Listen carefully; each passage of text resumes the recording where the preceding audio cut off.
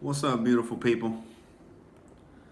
All right, YouTube reminding me to abide by the community guidelines again. Ooh, we must be walking the fine line of offending people. How dangerous. All right, let's share this bastard out on Facebook. Let's share it out, ladies and gentlemen. Happy Thursday, everybody. December 13th, 2018. I'm the Federal Outrage Chancellor, your boy Nick Jordan here. Digging into the salacious events of the day. We're going to get into the shocking revelations here of some possible inaugurational spending here. We're going to detail the masturbatory Robert Mueller ongoing investigation.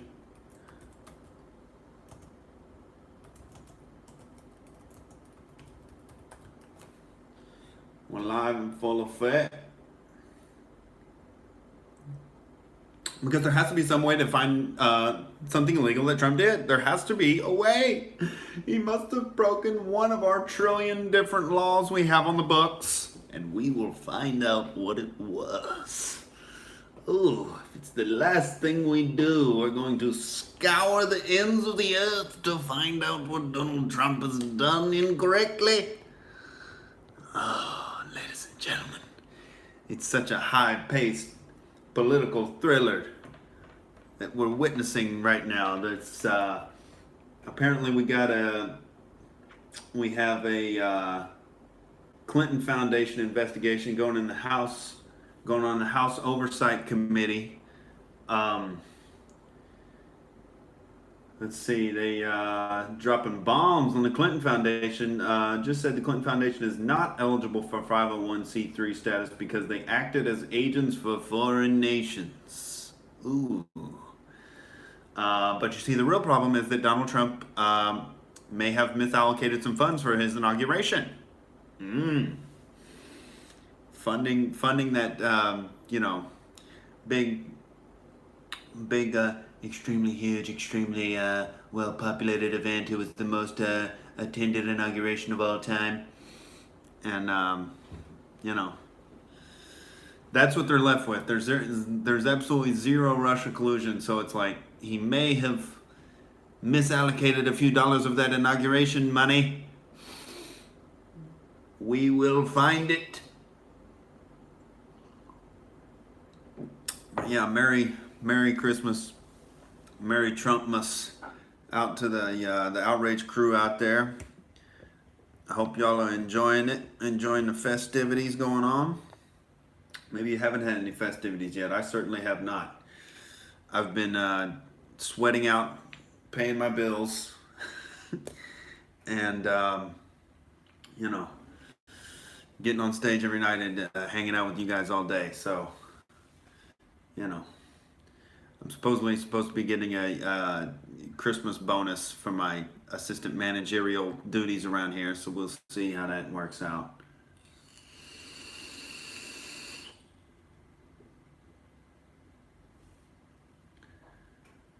Oh, I'm looking at the Donald Reddit. OP of the Reddit is full of gullible left-wing people who think they're morally superior. Yeah. Yeah, dude. The moment it hit the front page, it went down. Yeah, Reddit is full of just like insane propagandized leftists. It's so funny how the Donald Reddit was like, it. As soon as they started catching on that Trump was getting heat in the election, they started going full Trump and basically took over Reddit. And like, they had to try and censor the Donald Reddit off of the front page because it was just out competing every other Reddit.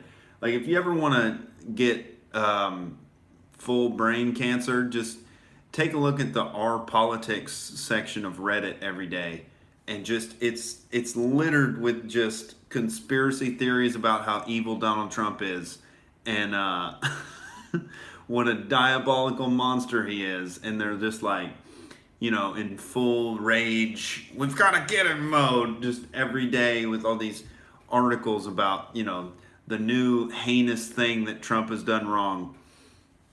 And,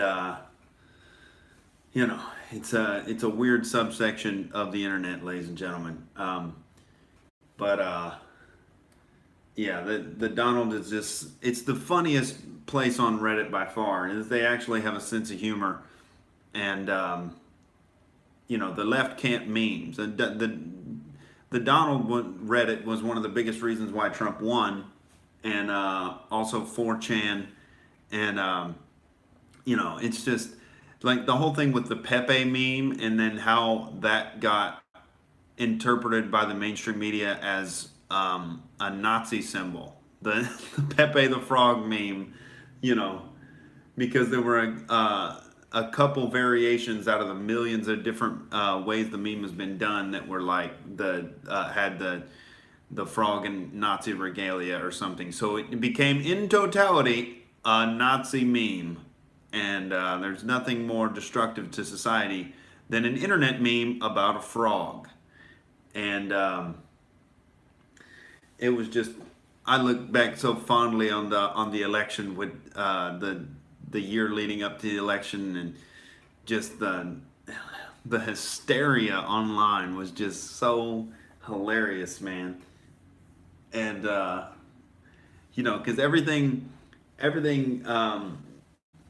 freedom oriented has to be cast in the light of white supremacy and Nazism, and it's just the most reactionary horseshit when the left is actually, their mainstream positions are straight up communism. Like nobody on the right has any fascist ideas that we need to take over industry with government, or have concentration camps, or anything even in the same universe as Nazism. But you can straight up identify as a communist and be a professor in a university, or like the other day I was talking about, there was this comic who went up on stage at the club I go to in North Hollywood, and he was just wearing a red and yellow jacket with a hammer and sickle on it on stage.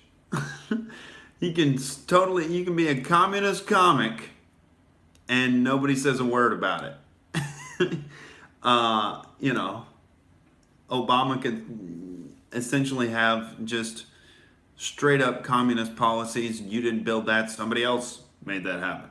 And when the banks fail, he could just bail them out and put it on the taxpayer dime. He can create this communistic takeover of the healthcare industry, and just create this big overreach from the federal government. But that's okay, because it's communism, and communism is loving. Okay, we're taking care of the oppressed people, and we're doing it against your will with a gun against your head, and that's compassion. Okay, it's compassionate gulags we're trying to set up here. All right, we're trying to have the Gulag Archipelago, but kind of like the children's book story version of the Gulag Archipelago. We have nice little pictures of the straight white males marching in, and being gassed to death. It's all in the name of progress, baby. We're progressing toward a future without straight fucking white males. Isn't it beautiful? The future is female. The future is beige. The future is multicultural and multi-flavored. And don't you enjoy all the other cuisines and national anthems? And why would you think America has any relevance? It's time to do away with the American way. They've had their time, and now it's the rest of the world's turn.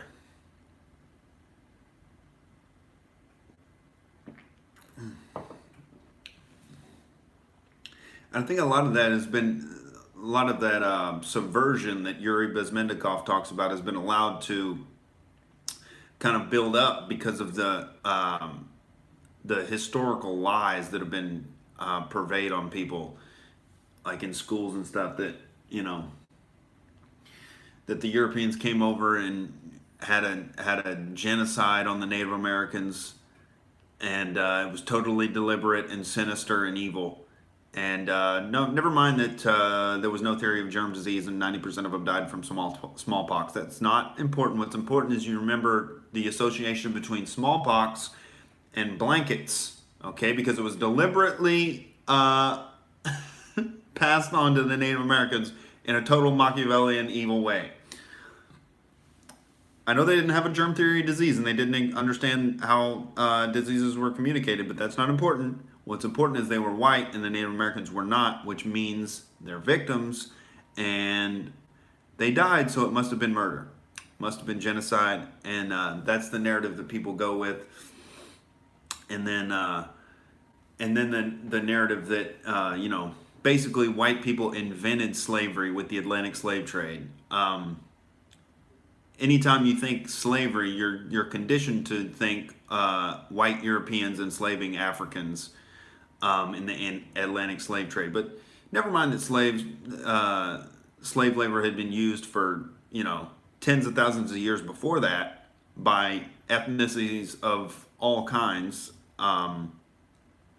White people invented it. Okay, I know they did get enslaved before by the Arabs in the Arab slave trade.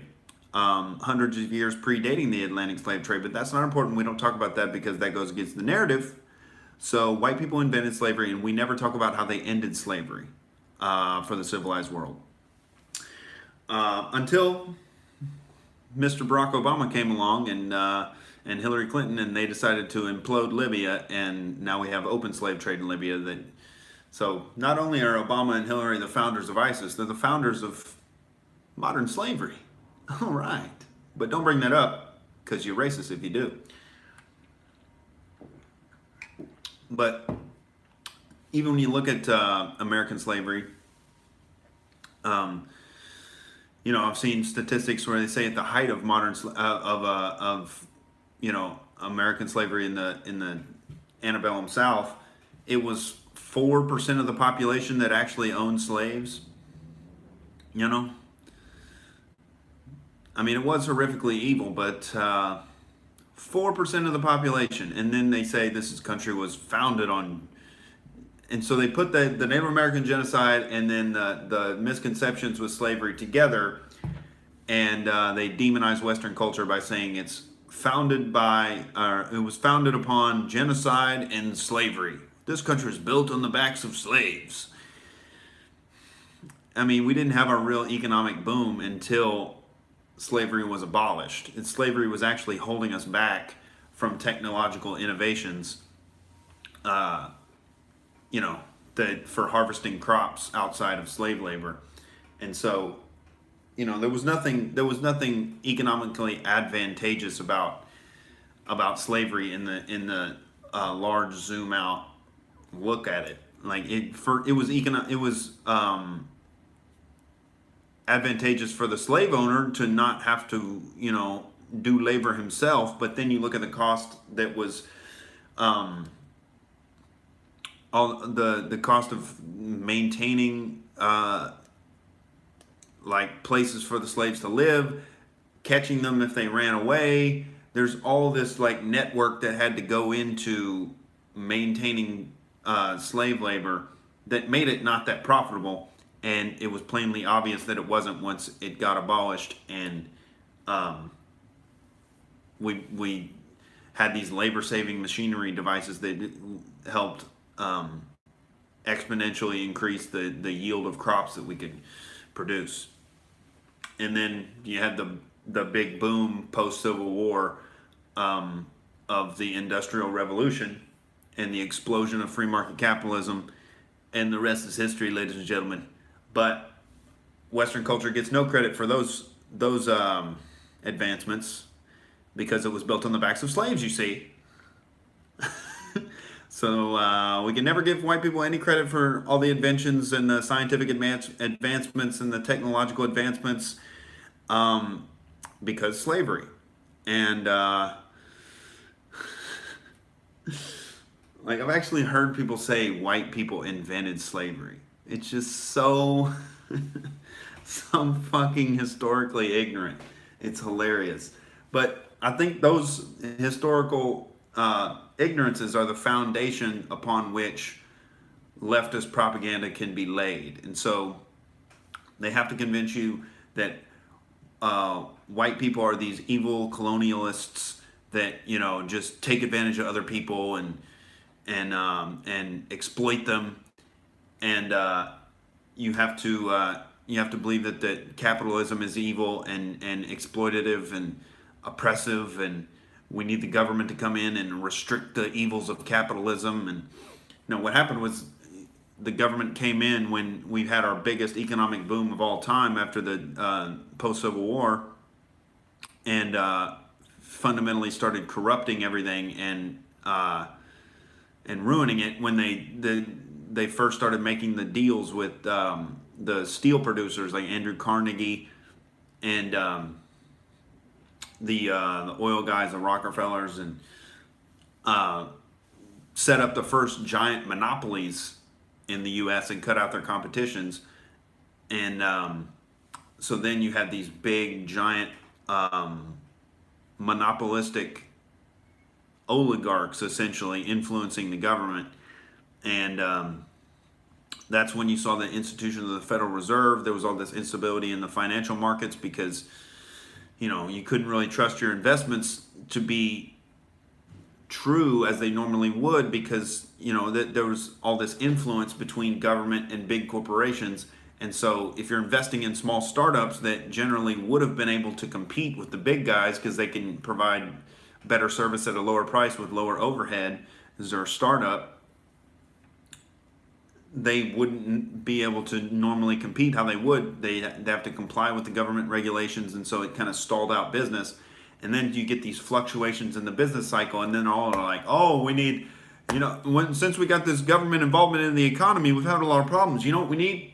More government. We need to get off the gold standard, and we need a Federal Reserve to handle all of the monetary decisions for, you know, hundreds of millions of people in America. That's what we need. We need a small cabal of unelected, benevolent wizard people, and they can handle all of the economic interactions in the country, and it's going to be great. And then you get, you know, the malinvestment, the excess of the 1920s, and then it's been boom, bust, boom, bust, boom, bust ever since. And hopefully we can avoid the big bust, at least under Trump, because it's gonna look bad, and capitalism is gonna be blamed, and, you know, the free market is gonna be blamed, and we just gotta, it's all Trump's fault because the bubble burst under him. And so I don't know. We got to get some economic prosperity booming to match the runaway debt that's happening. But yeah, ladies and gentlemen, it's just the lot of foundations of propaganda have been laid, and so you can. And they all congregate on Reddit and just furiously type away about how evil Donald Trump is.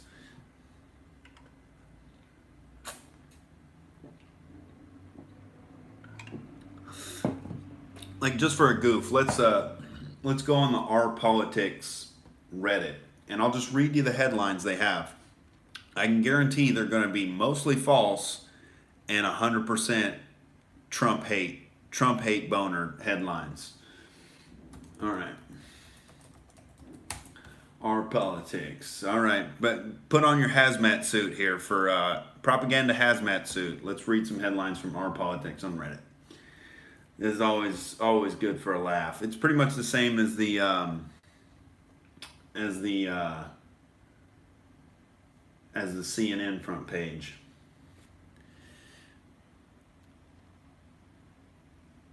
Edward Digma, what's up, baby boy? So you think the gold standard is good, despite the fact that it means countries focus on keeping gold rather than improving themselves as much as possible? Well, I don't know how those two are mutually exclusive. Like just because a country has a reserve of gold, why wouldn't they be improving themselves? I don't understand that logic. Um, well, the gold standard keeps banks honest because you actually have to have the amount of money you're loaning out on reserve to hand back to, uh, you know, the people who are doing business at your bank. When you get into the fractional reserve banking, then and then pair that with the Federal Reserve being able to inflate the monetary supply at their own discretion, typing zeros into your bank account or into the accounts of these banks to increase their reserves, then the banks leverage way the fuck out and they loan out way more money and collect interest on those loans to make more money. Meanwhile, they have a small fraction of the money they've actually loaned out on hand to be able to hand back. And so it creates a lot of malinvestment because there's this illusion of wealth and a supply of money that doesn't actually exist. And so when that malinvestment hits home, you get an economic bubble bursting. Nigma says, because they have no need to on an international scale. As America has a massive supply of gold, they can just keep it and stay ahead of countries like China very easily, but only in terms of gold. Well, I don't see anything wrong with having sound money and saving it. There's nothing wrong with that. I mean, all human desires are infinite. So,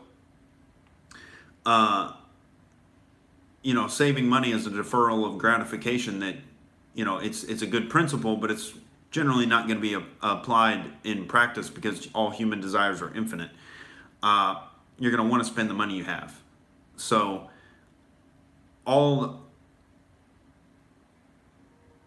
Proxnoid, what's up, baby? He says, why is it that the government is needed to get economically ahead? It's not. It's not. It actually is a big drain on the economic prosperity. Just like how I was talking about slave labor was perceived as being economically efficient, but it actually was holding us back from innovations that were much more efficient and much less evil. I think it's the exact same thing with the government because the slavery means you get 100% of your labor taken from you.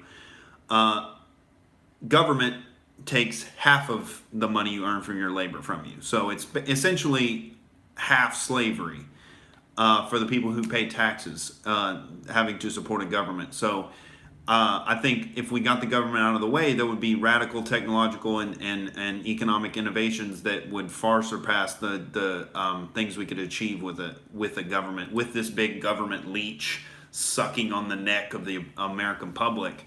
I think there would be radical innovations to how we negotiate problems in society, and I think the free market would be able to figure it out. There's plenty of very smart individuals living in America who could figure out a way to profit from solving solutions that the government claims to solve now.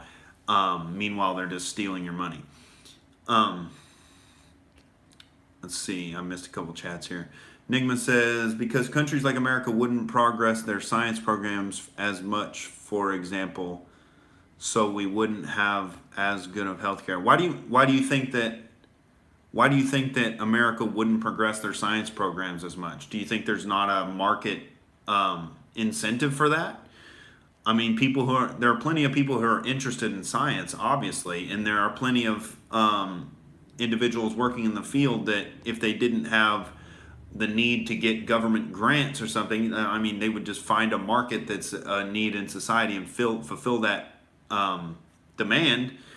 And there's no shortage of people who want to make scientific advancements and innovations. I mean, there's a huge reward for that. You get fabulously rewarded with money and adulation and respect among your peers. I mean, people who are in this field of science and technology, that's what they live for is to make those innovations, and all they need is an equivalent monetary incentive to do so, and it'll happen.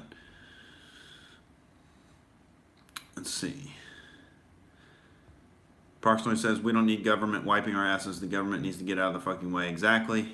Nigma says, yes, but individuals can't make such scientific advancements. All science programs, intellectual programs, etc., are funded by the government.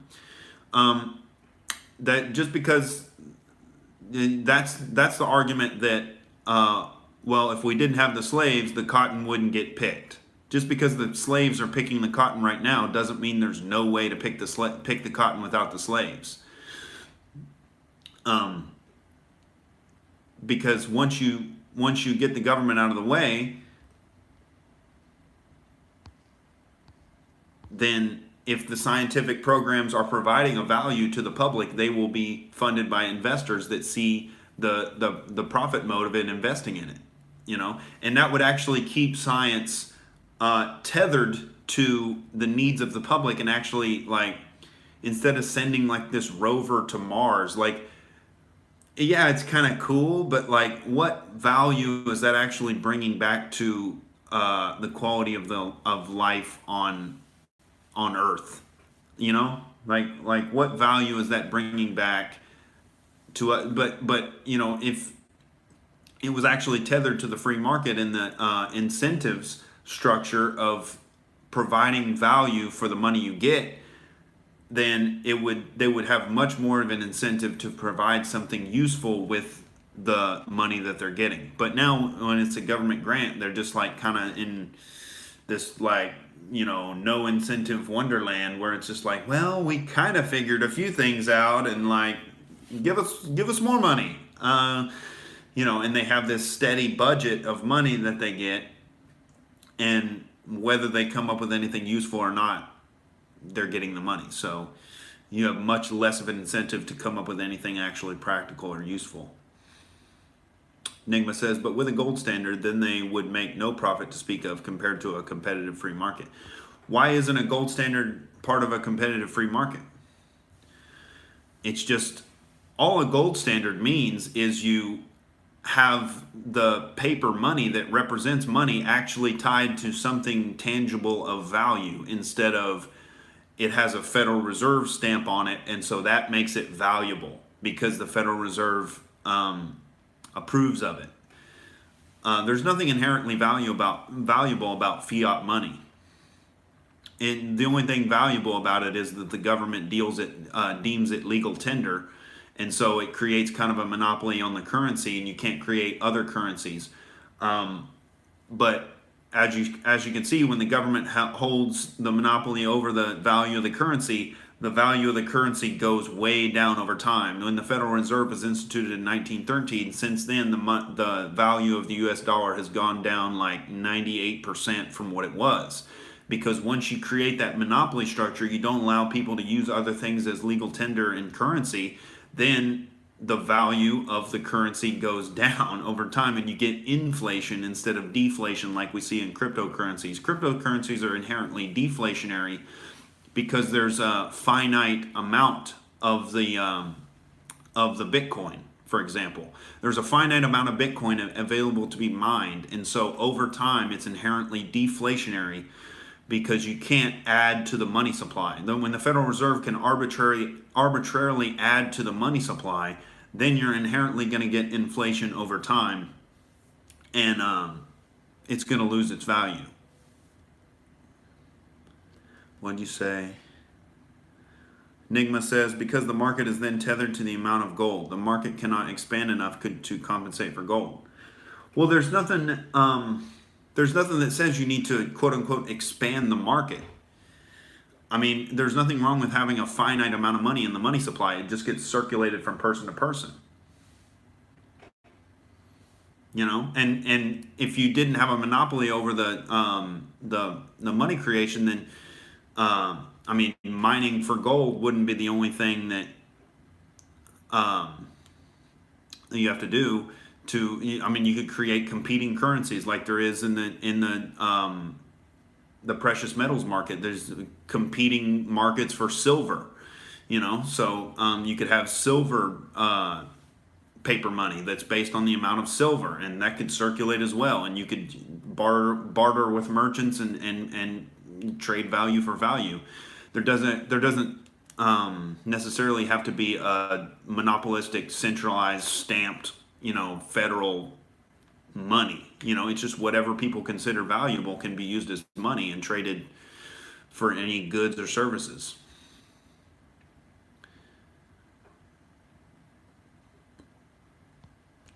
Oh yeah, fiat money funds war. We could have never had the two world wars without fiat money, without governments being able to borrow on the future taxpayers, and you know and go way into debt to be able to fund those extravagant fucking murder fests that we call the world wars. Nigma says that's not a bad thing. Not sure what he's referencing there. That's not a bad thing as it creates more wealth in the end. Also, inflation accounts for the size of the country. You want a certain amount of inflation, definitely not deflation. I don't understand that at all. Why would you want the value of your money to go down? That makes no sense. Just for you want the value of your money to go up over time. you know, Otherwise, there's nothing good about inflation. There's nothing good about inflation. You're just creating more money for the purpose of stimulating the economy, which all you're doing is lessening the incentive for people to save money, and you're encouraging them to spend it, but it's worth less, and so everybody ends up with less money. They don't save money, and the money they do save is worth less.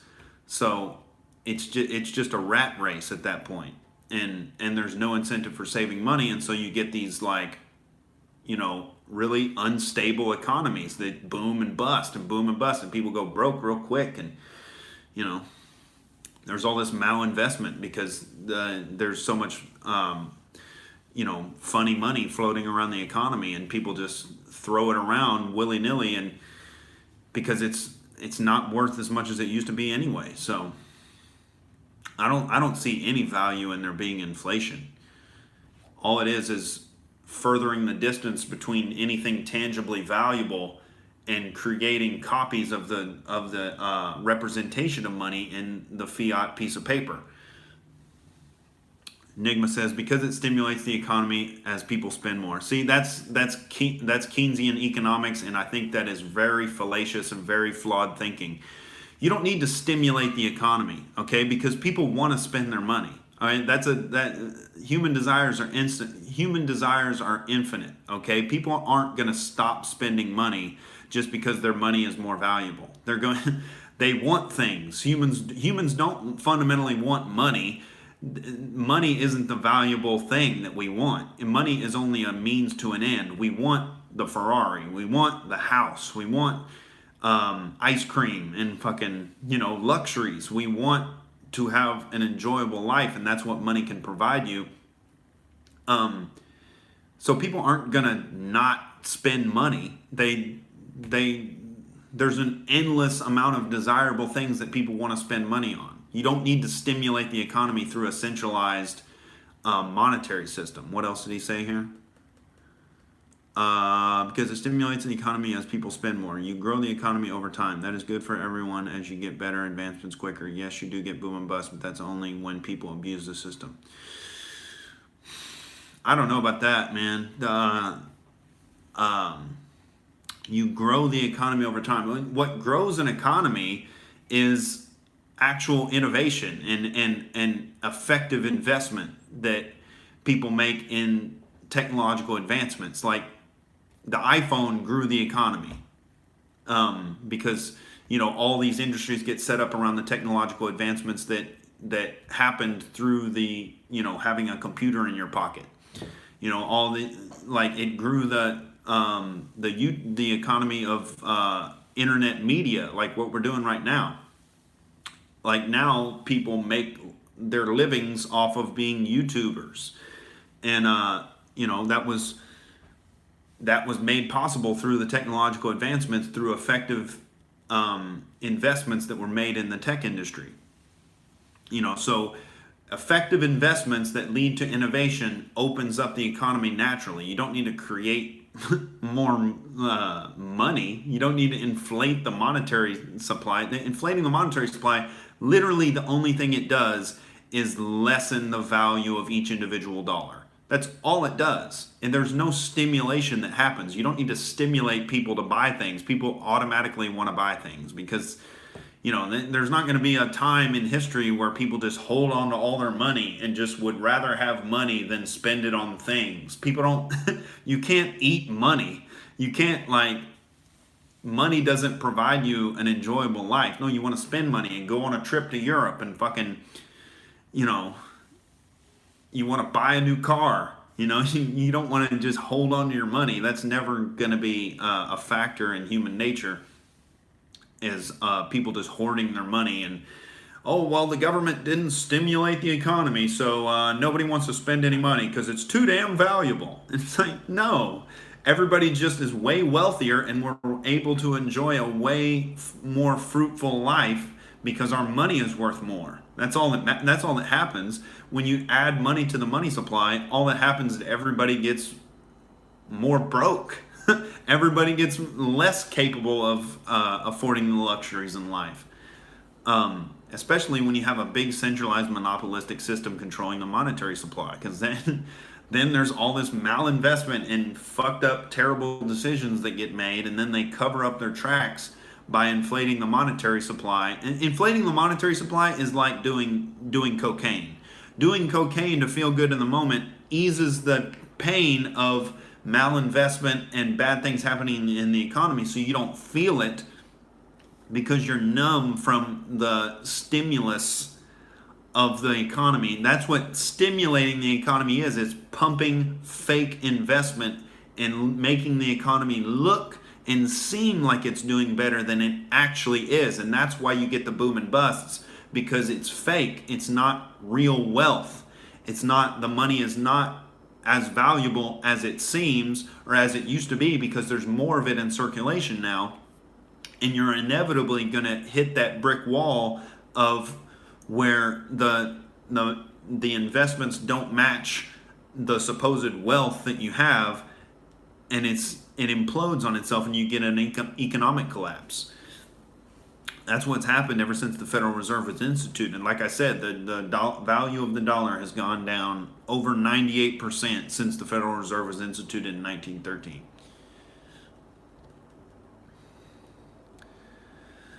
Enigma says, because they are. I live in England, and a few months ago the country voted for Brexit, which was a stupid decision. People are generally stupid. Why do you think Brexit was a stupid decision?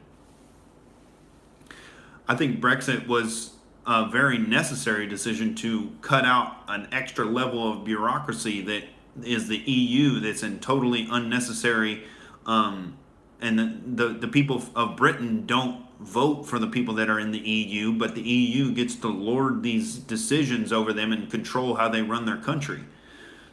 I think it's totally understandable why the British people would want to have their own national identity and be able to vote for their own representatives and control the destiny of their country, instead of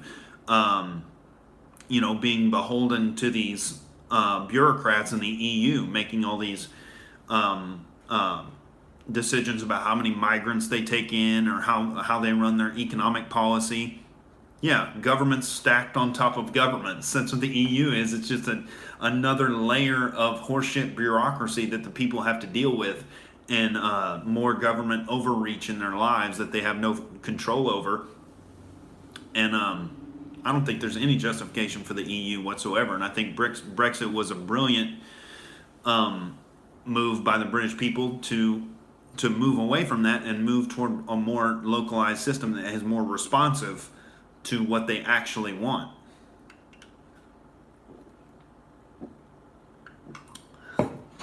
Hold on, here comes the federal outrage chancellor's flow. I'll be right back to debate the efficacy of the EU, ladies and gentlemen. But for now, just meditate and enjoy this luscious golden flow. All right, right back.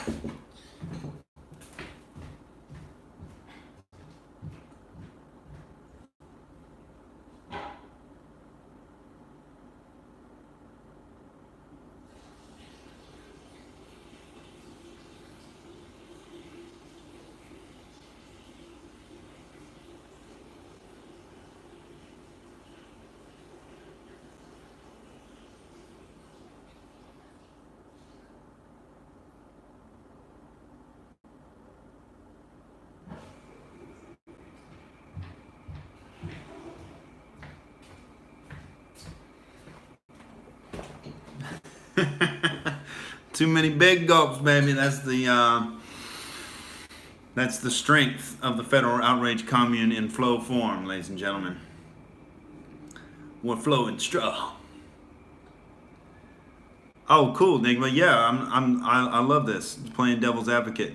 I don't know enough about economy to discuss this properly. I just thought it'd be more interesting to disagree. Absolutely, yeah. You're giving me some good stuff to riff on here. I love it.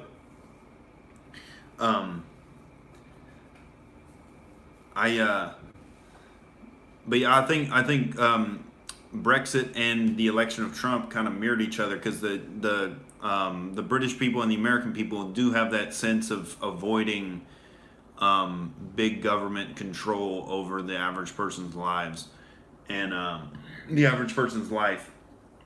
And I think it's a good impulse to reject tyranny. Reject tyranny. But the EU, the EU wants to. I love my character of the of the EU bureaucrat. The people do not know what they want. They are mere peasants, and we will tell the people what is. The people of Britain, they do not understand what they want in their real lives. So we will, at the EU, we will tell them how to live their lives, and it will be prosperous. We are the EU. We know better.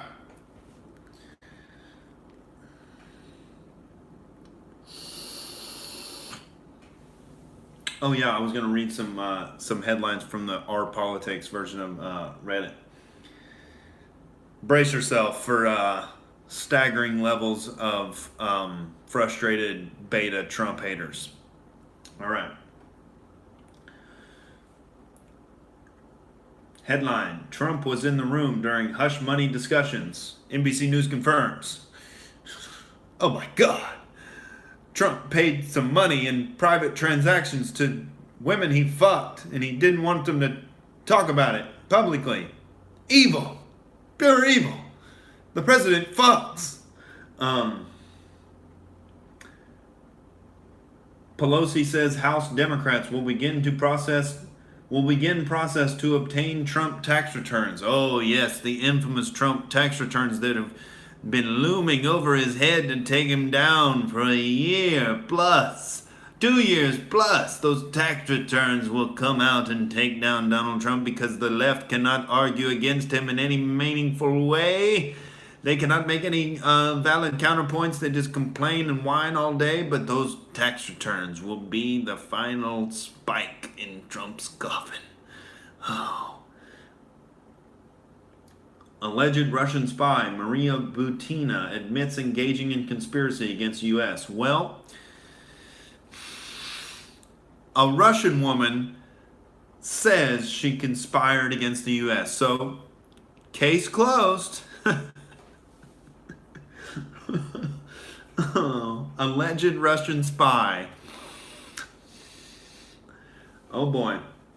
See, look, these are the top 3 headlines. It's this conspiratorial, like, foaming at the mouth, like, let's kill Donald Trump energy. Like, and the R Politics and Reddit. It's so fucking funny to me. All right. Every headline is about Trump. Trump inauguration spending under criminal investigation by federal prosecutors because they couldn't find any Russian collusion. So we're just moving on to did he misallocate, did he forget to carry the one on any of the transactions in the inauguration spending? Oh boy, that, because funding that inauguration was so important. And you would think that billionaire Donald Trump couldn't be bought, but federal prosecutors think otherwise. Even though he hasn't, that's proof of that he's a Russian puppet. Is he doesn't want to go to war with Russia, and he actually has peace talks with Russia. So that's the favors that he's providing them. All right, he's selling influence from the presidency. Okay, I'm sure that alleged Russian spy, engaging in a conspiracy against the U.S. I'm sure she partially funded some of the inauguration there, and so Trump decided not to have thermonuclear war with Russia, and that's bad, according to our politics on Reddit. Um,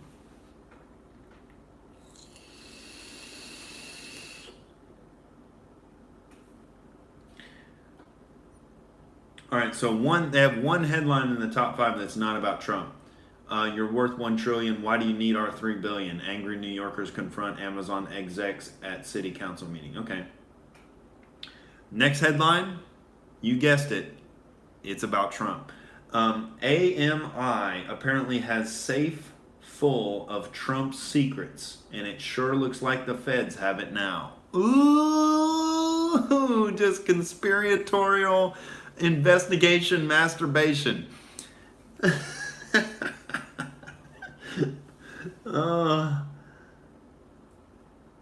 House Democrat confirms Donald Trump's worst fear.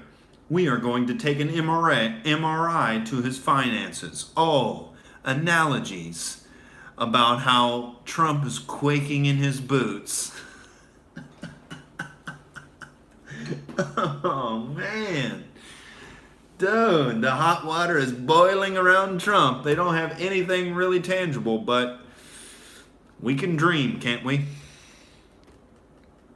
They've been doing this for 2+ years, by the way. This front headline, like the moderators of that forum must just curate everything specifically designed to, like, they're trying to, single-handedly as a subreddit take down Trump with hearsay and anonymous sources. And it's not working too well. But I'm sure they're having fun on their antidepressants. Nigma says, "Outrage. What do you think about the Stalin? What do you think about Stalin and his reign of the USSR? Real communism? Question mark. Better, worse? I haven't. Aside from the death toll and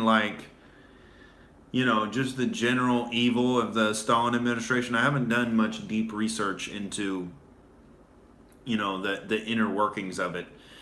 But, I mean, as far as I see it, it was just huge centralized government control and total takeover of the economy, and a bunch of people starved to death because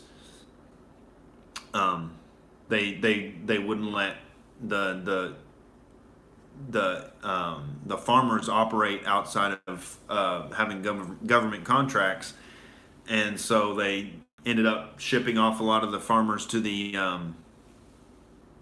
gulags there, and a bunch of people starved to death, and then a bunch of people got killed in concentration camps. So that's communism, ladies and gentlemen, starvation and genocide. Seems like real deal communism.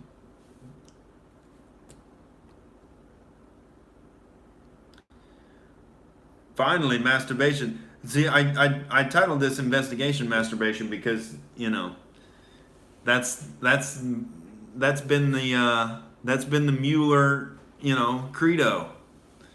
Is he keeps looking for Russian collusion, but all he continues to find is supermodels that Donald Trump has already fucked, and porn stars that Donald Trump has already fucked, and money he's paid to them therein. And I can only assume that Robert Mueller's days are just long, going through lists and pictures of women that Donald Trump has stuck his dick in, and he finally gets fatigued at 4 a.m. and jerks off and passes out, and then wakes up the next morning and does it all again. That's Robert Mueller's life for the past year or so, He's definitely got a spank bank built up. That's for sure. Let's continue on with our politics headlines.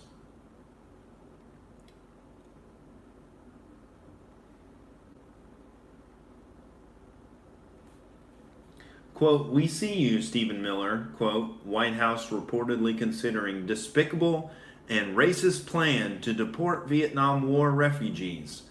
Let me translate this for you.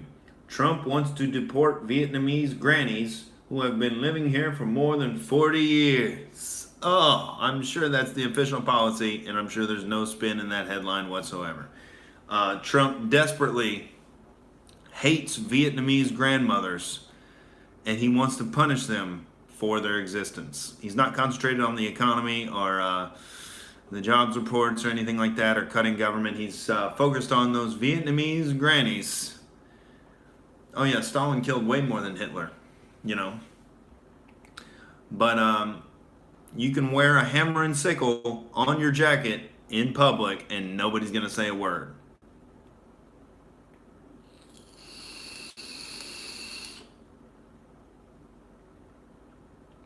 But they can't, tie Stalin back to evil white people, so it has to all be about Hitler's the worst person in history.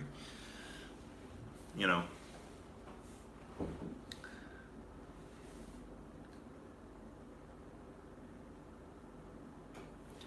Listen, I'm not like Randy Couture, okay? I'm not going to have a masturbatory live stream here.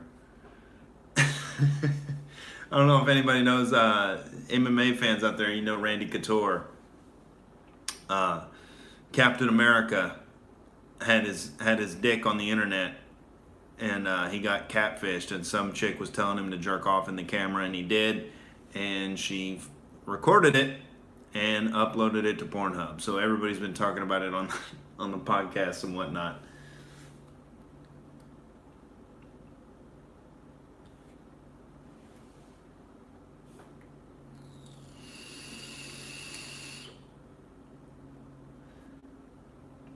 This is a big political headline. Trump plans 16-day holiday visit to Mar-a-Lago. How evil. Trump wants to spend Christmas with his family.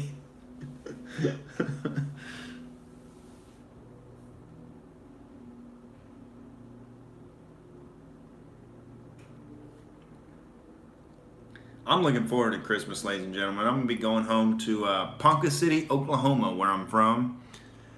And going to be hanging out with my moms, my pops, and my sister. And it's going to be fun, man. We're going to drink a lot of beers. I'm going to do some live streaming with the family. I'm going to get my moms and my pops and my sister. We're going to, have some live stream hijinks back home, live from Ponca City, Oklahoma. And that's going to be fun, man. I might invite some of my old friends over, and we could do a podcast too. Some childhood friends I could invite over, and we could do a live stream.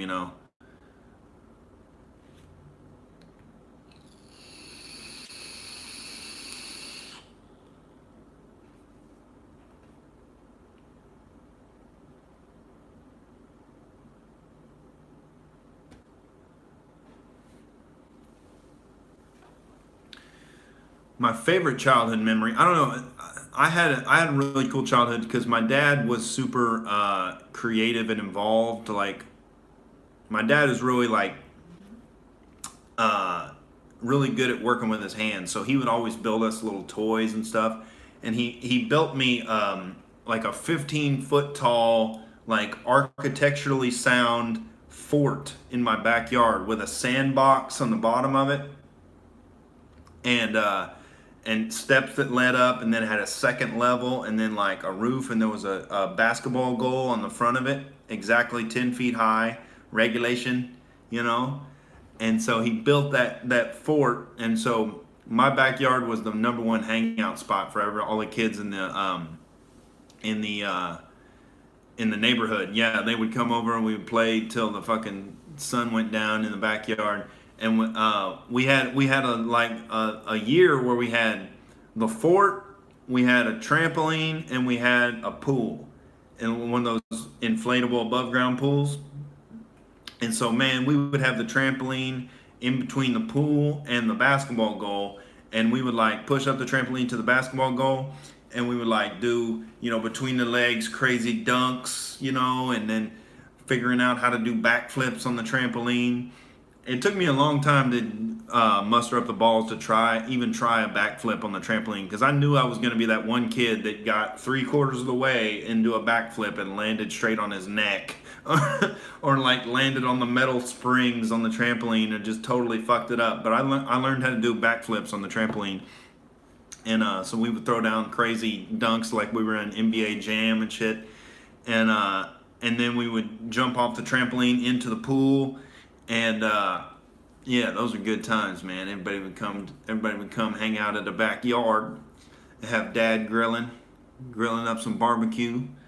That's gonna be another thing. We're gonna be drinking beers and probably grilling up some burgers and hot dogs. You know, I don't know if it's gonna be snowing or not. I gotta check the goddamn weather report. I'm going back to the place where they actually have seasons. You know, I'm all coddled out here in Hollywood under the sunshine. Uh, but yeah, man, those are some of my best childhood memories. One of the weirdest ones was this. I got this scar because we had this big ditch behind our house. When we were little, we used to always go walking through the ditch. Like it would go through almost the whole town, and we would go walking through the ditch and see turtles and um, you know, just all kinds of shit walking through. And and one time we were riding our bikes, so like the slopes of the ditch were all grass, and the bottom was concrete, and there was a lip in between the grass and the concrete. And my homie Trey Cloud, he was one of the craziest dudes I used to hang out with. He would always We would always jump our bikes, and he was a little dude, but he was like athletic, so he could like get air on his bike, and he was like the best bike rider. And I was like kind of just slow behind him, not really like ballsy enough to do everything he did. One time I was following him down the slope of the ditch, and he like went straight from the grass onto the concrete, clean and smooth, and I was right behind him, and my tire hit the lip between the concrete and the grass, and I flew over my handlebars and landed chin first at the bottom of the ditch and split it wide open. It was hanging down. You could see my bone and everything. I walked in. I think that's the first time I became a comedian because I walked into my parents' house, you know, just blood pouring all over me, and we were laughing by that point because we were delirious. Like it was just so ridiculous how much blood there was and how fucked up my chin was. It was just like all you could do was laugh, and my mom was freaking out. And I remember sitting in the waiting room for the emergency room, and just sitting there watching Late Night with Conan O'Brien, you know. And I used to watch Conan every night. He was one of my favorite guys to watch. And then they would have stand-ups on there, and you know, I loved watching Norm Macdonald on there, and you know, all the comics that would come on. Um, yeah, be careful when you're bike riding out there, ladies and gentlemen. Bike riding in the concrete ditch.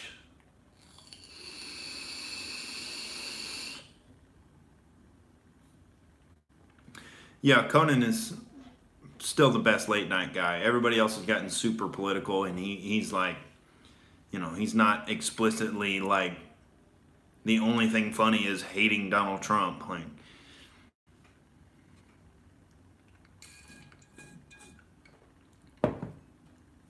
yeah, he's gotten a little more mainstream and stuff, but you know, it happens. He used to be the fun guy that was super late night after Jay Leno, you know, and Jay Leno was the mainstream guy, and then that's why he didn't work as the Tonight Show host. He's much more comfortable in the underdog role of like, you know, the extra crazy hijinks on the late night. They would have the masturbating bear, and you know, those bits they used to do with the Joel the announcer.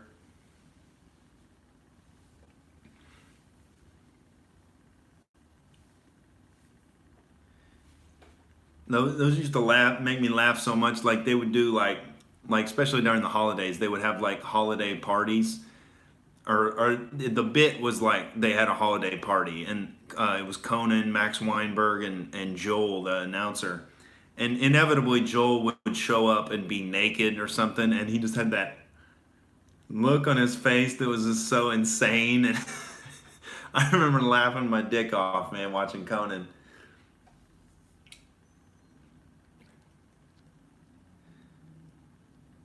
Enigma says Bill Cosby's stand-up back in the day was amazing. The date rape stuff is pretty shitty, but his timing was great. Yeah, yeah. I don't know. I was never big into Cosby's stand-up. Yeah, I guess he is a great joke writer and stuff. But oh, the Walker Texas Ranger, the lever, hell yeah, dude. You know, and he would like pretend like he was any lull in the show. He would just look at the crowd and pull the lever. Oh, it was so hilarious. But yeah, I kind of I didn't really get into Bill Cosby that much. I don't know why. I didn't vibe with him. There was something strange about his energy on stage. Like he was, I don't know. The first stand up I really got interested in was probably George Carlin, just because like I was in the process of becoming an atheist. I was raised Catholic, and just watching my Catholic parents watch George Carlin talk about religion and seeing them laugh, even though I knew they disagreed, like his logic was so impeccable that they couldn't not laugh. And he was so goofy and so satirical, and you couldn't not laugh. And I was like, man, that's what I want to do. That's what I want to do, is like challenge people's hard-held beliefs and make them laugh at the same time. And you know, that's pretty much the hardest job on the planet to I think, to not physically, but as a mental task. You know, being able to challenge somebody's hard-held beliefs and make them laugh at the same time is that's some wizardry.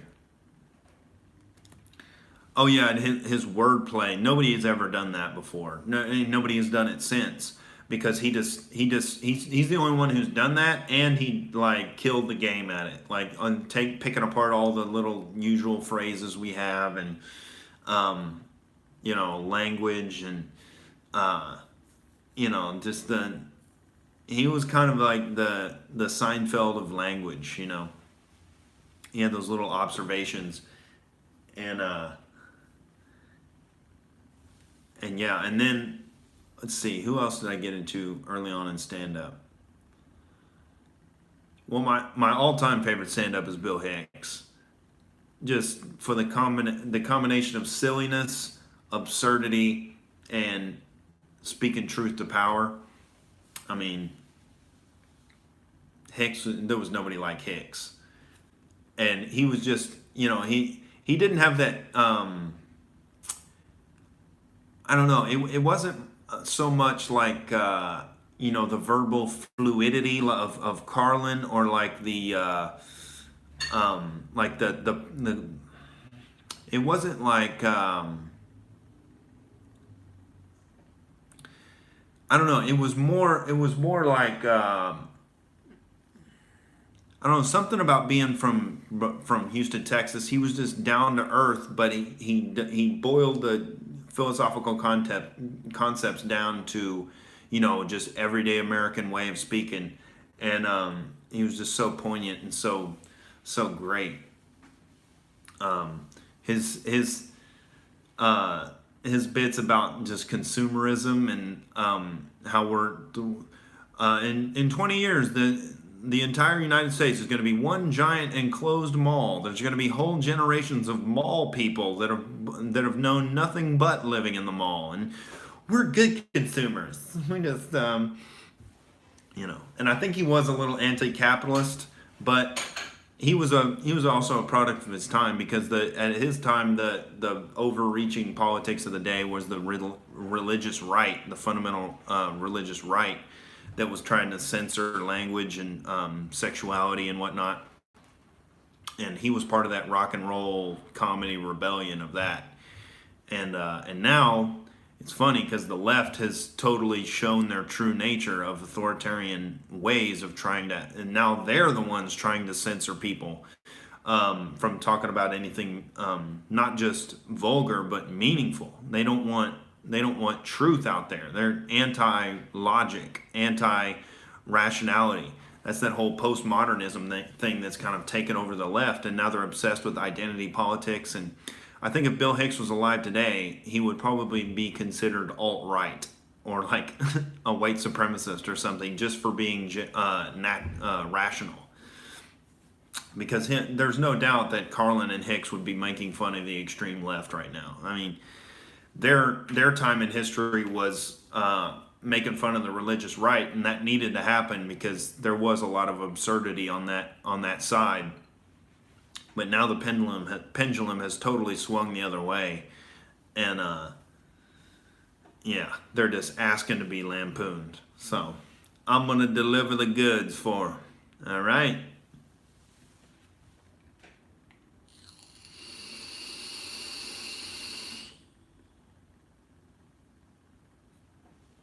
Yeah, I got a new joke I'm doing on stage talking about. I see people on Facebook and everything, and the main criticism they have of Donald Trump, it all boils down to him being stupid or a moron or an idiot. And I talk about this on stage. I'm like, well, okay, let's assume that's true. Let's assume Donald Trump is a complete moron. All right, we'll see you, Enigma. Thanks for contributing and playing a little devil's advocate there. Very, very much appreciated. Giving me some rant fodder there. I love it. But let's assume Donald Trump is a moron. Think about all of the morons Donald Trump has inspired. All right, you know he gets no credit for that. And think about all the morons sitting around the lunch table at school. You know, they all hang out because they're on the same general IQ wavelength. And now they're like, I'm going to be the president. I'm going to be a billionaire. I'm going to fuck porn stars. Donald Trump did it. I can do it too. I mean, what Obama did for black people, Trump is doing for morons. He's so inspiring. You know, because you can be a moron and still be a world famous billionaire president, according to the left. Oh, dude. Meanwhile, they're still open mic comics, and Trump has private jets with his name on the side of it and buildings that are gold plated. But you know, he's a moron, you see, and he won the presidency on his first attempt at politics. So he's a moron, you see, and they know better. You know, Trump's a moron, but they can't seem to outsmart him in this whole masturbation investigation going on with Robert Mueller. So they're just going to keep on jerking, and nothing's going to come out, I don't think. So they're shooting blanks, ladies and gentlemen. All right, I think I'm going to wrap it up for today. Outrage Cast, Outrage TV, subscribe if you haven't already. Hit the like button if you like it.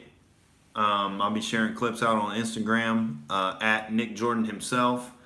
Follow me on there. I'm on Twitter at I am Nick Jordan. Facebook is Nick Jordan. You see me with the microphone and the blue shirt. If you'd like to throw me some shekels for the holidays, it's much appreciated. The Bitcoin address is below in the description. Anything is welcome. You know, if you can't donate anything, just spread the ideas out there. Just don't be shy to bring shit up and to your family or your friends, and just don't be shy to talk about what you believe the truth to be. And yeah, ladies and gentlemen, this Outrage Cast, all one word, on iTunes and all the podcast apps out there. And I love y'all.